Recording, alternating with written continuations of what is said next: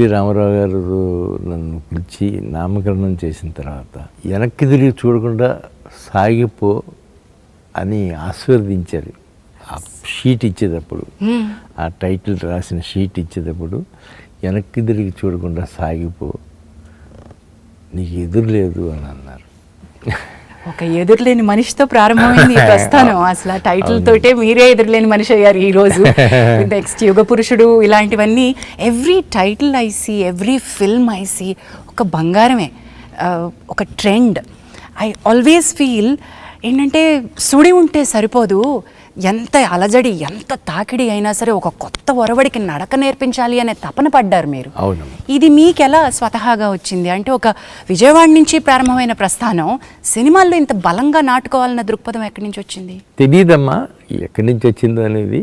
నేను ట్రైన్ ఎక్కిన రోజున ఎన్టీ రామారావుతో సినిమా తీయాలి అనుకుని వచ్చిన రోజున అదే దృక్పథంతో ఆయన దగ్గరికి వెళ్ళాను.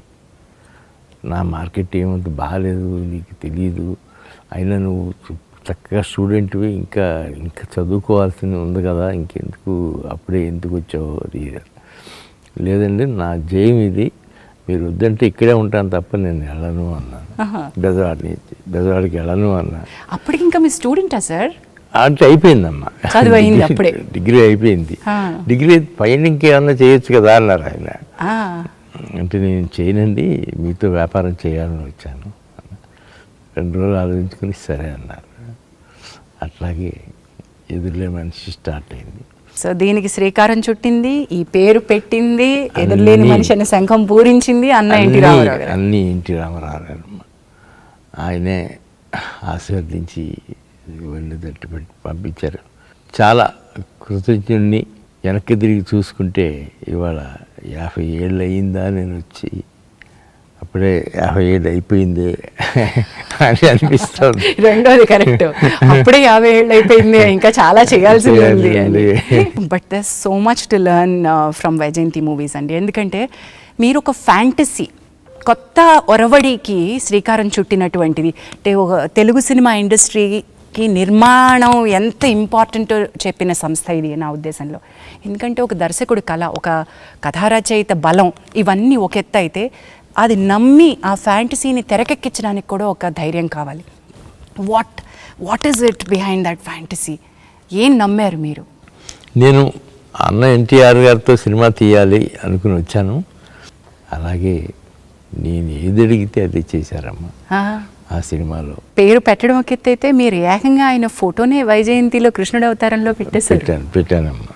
That is the kind of worship that you had. యుగ పురుషుడు తర్వాత నుంచి మీరు, బాపయ్య గారు, రాఘవేంద్రరావు గారు, ఇది ఒక ట్రయో అయిపోయారు. అవునమ్మా, అది అసలు అద్భుతం. ఎలాంటి సినిమాలు తీశారు సార్? Not just one. ఆ తర్వాత మీ అనుబంధం రామారావు గారితో, నాగేశ్వరరావు గారితో, కృష్ణ గారు, కృష్ణరాజు గారు, సోమన్ బాబు గారు, దాట్ వాజ్ వన్ జనరేషన్. ఆ జనరేషన్ అండ్ మీ అనుబంధం ఒక్కసారి చెప్పండి సార్. నేను రామారావు గారితో తీసినప్పుడు నేను చాలా చిన్నపిల్లండి. కాకపోతే నేను ఆ కాంపౌండ్ నుంచి బయటకు వచ్చేటప్పటికి అంత పెద్దలాగానే అయిపోయాను. అంతా ఎన్టీ రామారావుతో సినిమా తీసిన బ్యానర్ ఇది, ఎన్టీఆర్తో తీసిన బ్యానర్ ఇది అని కృష్ణరాజు గారు కానీ, కృష్ణ గారు కానీ, అందరూ శోభన్ బాబు గారు కానీ పెద్ద బ్యానర్లో చేస్తున్నాం మనం అని ఆ తృప్తి నాకు ఇచ్చారమ్మా. మీరు ఏ రోజు తగ్గలేదుగా. నిర్మాణపు విలువల్ని ఎంత ఇంపార్టెంట్గా భావించారు. అంటే నేను కేవలం పెద్ద స్టార్తో సినిమా చేయడం కాదు, వాల్యూస్ కూడా అంత బాగానే ఉండాలని నమ్మారు కదా సార్? ఉండాలి అనుకుని అలాగే అనుకుని చేసామమ్మా సినిమాలు. మొట్టమొదటి సినిమాకి రెండవ సినిమాకి ఎదురులే మనిషికి యుగ పురుషుడికి 2.5 సంవత్సరాల గ్యాప్ వచ్చింది. ఆ గ్యాప్లో విజయవాడ వెళ్తా వస్తాం అనేవాడు. తర్వాత యుగ పురుషుడు స్టార్ట్ అయింది. ఇంకా ఆ తర్వాత ఇక్కడి నుంచి ఎక్కువ గ్యాప్ ఇవ్వడానికి వీల్లేదు అనుకుని పెద్ద ఆయనతోనే అడిగి నాగేశ్వరరావు, కృష్ణ గారితో మొదలుపెట్టి సినిమా తీసాం. When I look back sir, combination సినిమాలు అద్భుతంగా చేశారు సార్.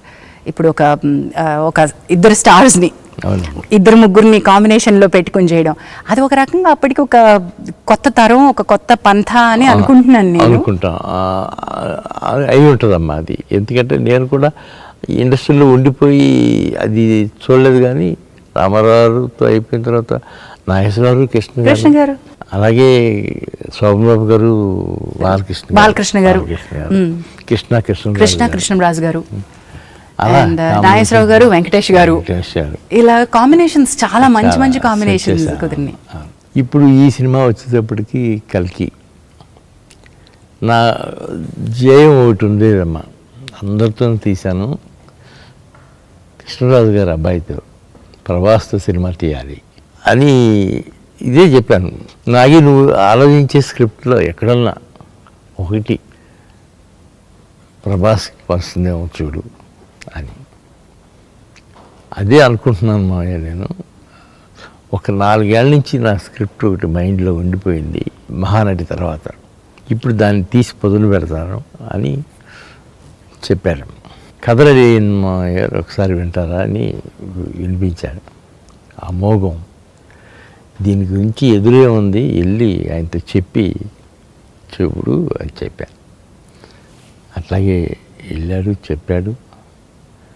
ఆయన వెంటనే యాక్సెప్ట్ చేశారు. అండ్ నెక్స్ట్ వీక్ బాంబే వెళ్ళటం, ఆయనకి అమితాబ్ గారికి చెప్పటం, ఆయన వినటం, 1-2 సార్లు ఆలోచించుకోవటం, ఎట్లా చేస్తారు ఏంటి అని అడగటం, ఇవన్నీ ఒక 2-3 వీక్స్ ఆయన వెంటనే ఓకే అన్నారు. ఇప్పుడు ఒక కాంబినేషన్స్, తెరపై వెలిగినటువంటి ఒక ప్రభ మీ కాంబినేషన్లో ఒక ఒక అద్భుతాన్ని మేము చూసాం. అది జగదేక వీరుడు అతిలోక సుందరి. మీరు తలపెట్టినటువంటి యజ్ఞాల్లో చాలా యజ్ఞాలు ఒక ట్రెండ్ సెట్టింగ్ అయితే, జగదేక వీరుడు అతిలోక సుందరితోటి ఎక్కడెక్కడ రికార్డులు వర్షానికి కొట్టుకుపోయేలా చేశారు. తుఫాన్లో సినిమాని హిట్ చేశారు. వెనక్కి తిరిగి చూసుకుంటే ఎలా అనిపిస్తుంది సార్ ఆ సినిమా గురించి? ఒళ్ళు గగురు పడుతుందమ్మా. జగదేక వీరుడు అతిలోక సుందరి అది మొదలుపెట్టినప్పుడే మేము అదే అనిపించింది, ఈ సినిమాలుకి భిన్నంగా ఏదో తీయాలి, బాస్ కాటు చూస్తే తీయాలి అని అనుకుని జగదేక వీరుడు అతిలోక సుందరి కథ రెడీ చేస్తే ఆయన బాగా ఇంప్రెస్ అయ్యి, ఆ తర్వాత ఆయన కూడా 1.5 month 2 months ఈ కథ మీద కూర్చున్నారు. దాదాపు ఆ కథ మీద 27 మంది రైటర్స్ వర్క్ చేశారు. 27 మంది పరచూరి బ్రదర్స్ తప్ప మిగతా వాళ్ళు అందరూ వర్క్ చేశారమ్మా. సత్యానందం, అల్లమూరి వీరేంద్రనాథ్, జింజాల, తమిళియన్స్ ఎంతోమంది. అట్లాగే అది స్టిల్ రికార్డ్స్ అన్నీ కొట్టిందమ్మా. ఎన్నో సెంటర్లలో 100 రోజులు 200 రోజులు కూడా ఆడింది. థియేటర్లో మోకాల వరకు నీళ్ళల్లో కూడా కూర్చుని చూసారంటే, ఒక తుఫాను ఆంధ్రప్రదేశ్ని వణికిస్తున్నా సరే ఎంటర్టైన్మెంట్ అది ఇచ్చిందంటే ఎంత గొప్పతనం అది, ఎంత గొప్పతనం. అలాగే అప్పటి నుంచి మొదలయ్యి చిరంజీవి గారికి నాకు ఎనలేని ఫ్రెండ్షిప్, అది వెలలేని ఫ్రెండ్షిప్ అంటాను సార్ నేనైతే. ఈ వీడియో నచ్చితే లైక్ చేయండి, షేర్ చేయండి. మరింత సమాచారం కొరకు మా ఛానల్ను సబ్స్క్రైబ్ చేయండి.